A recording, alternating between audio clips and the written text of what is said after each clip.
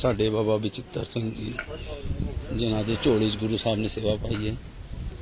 ये सारी सेवा इन्हों तो गुरु साहब ले रहे महाराज।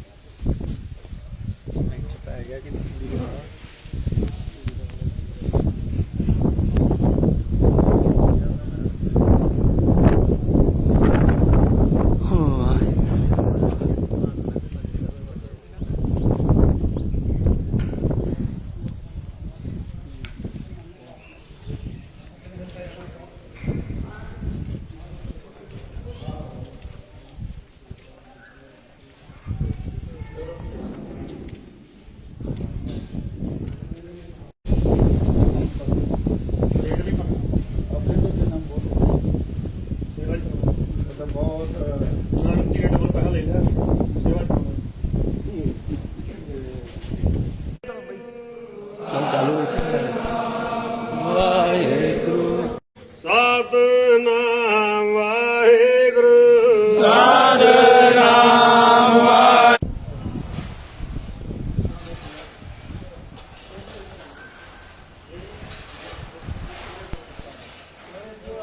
गुरुद्वारे च जी सेवा चालू की मीनाकारी वाहेगुरु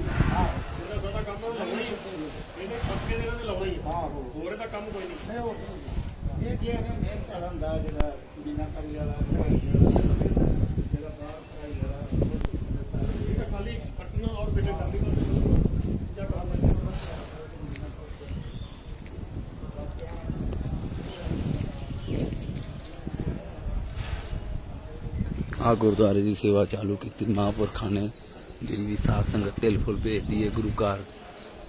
ये सारा कॉन्क्रीट का बनया है वाहिगुरू जी। एक भी इट नहीं लगी इस गुरुद्वारे दे विच गुरु साहब की किरपा नाल साध संगत की किरपा नाल।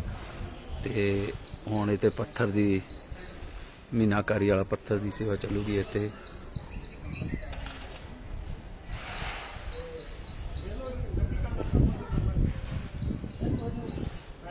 ਸਾਡੇ ਕੋਲ ਮਹਾਂ